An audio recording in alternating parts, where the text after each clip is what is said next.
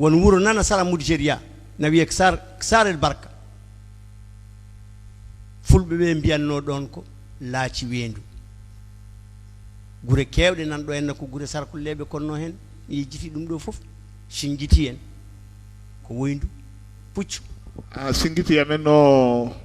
what singiti amen no singiti singiti mo télévision mon innira o ko wuro nana dow sara atar dow atar firti ko woyndu puccu ko sarkulleɓe cosi gonɗon wuro juma makko mahaɗo mo Mauritanie farnorto yangeji ne mbaɗe toon saha fof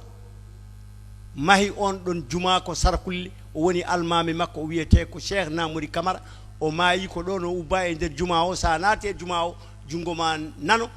kabru makko ko ɗon woni kono koko firta koko mofta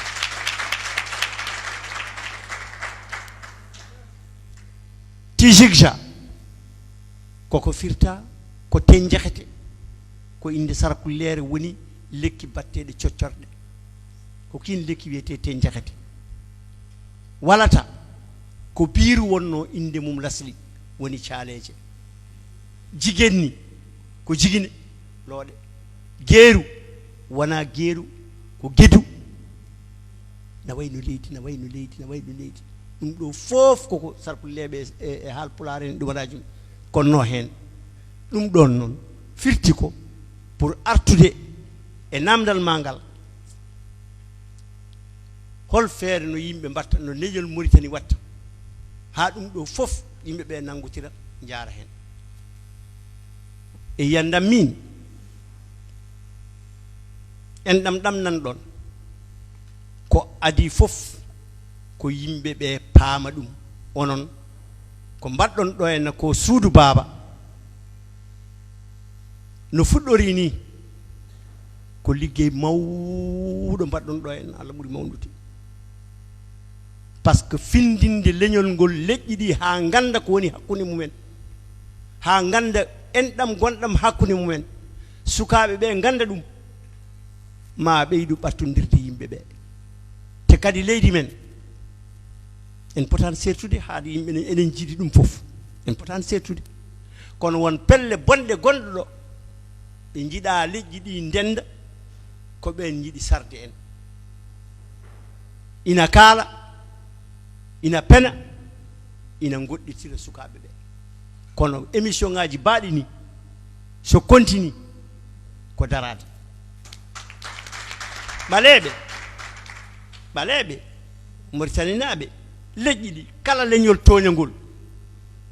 yo leƴƴi keddiɗi ɗi daro e sara ngol ɗon leñol kamno e toñƴo ko ɗum tan safrata ɗum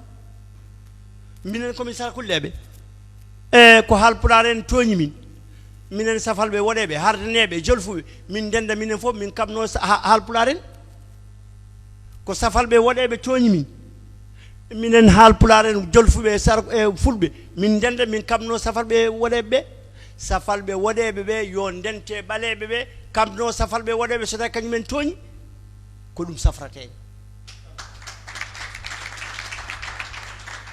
sen dendi en gandi ko jiiduɗen naafigueɓe yahoɓe ne mbiyana ceerde en ɓe men gandu men mbawi fennude ɓe kokken ɓe dalilaji kokken ɓe yeru kokken ɓe ko jiiruɗen mbiyen ɗum fotani rendinde en daroɗen an a toñama min de komi capata boɗejo mi wondani toñɓe ɓe ko kore jam kono mi wondani mabɓe ko an gondumi daroɗen kaɓene mabɓe so ɗum darama tan janggo ɗum fewat yimɓe nangotirat Mauritanie men wonta jaam Mauritanie men wonta won gonɗen koye ɗo e Ayaw Singir TV bandiraɓe no kewno mbiɗni ko ɗo tan feɗen defendete caggal ɗum ɗon tan ɗo kaɗa ɗo henna mbaɗana ɗum résumé e ɗemgal tubankore wonande leƴƴi keddi ɗi mbawa en heɗnade ɗum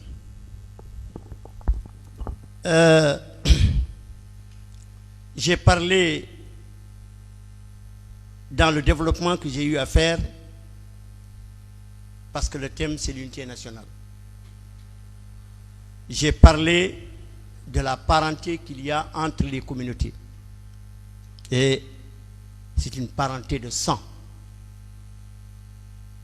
J'ai donné des exemples pour venir à la conclusion, à la réponse, à la question que tu m'as posée. J'ai donné des exemples de familles. J'ai parlé des familles de Cheikh Mohamed El Fadel, dont la mère s'appelle Khadijatou Bal, c'est la petite fille de Suleiman Bal. J'ai donné comme exemple la tribu de Lakhlal, leur maman c'est une Soninké. J'ai donné comme exemple l'émir du Trarza Habib, il a marié une Wolof, Ndjembet Mbouch.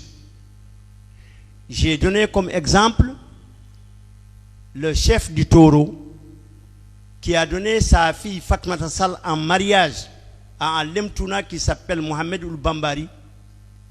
qui a donné naissance à Djedjan Ndiaye qui est le premier roi du Waalo.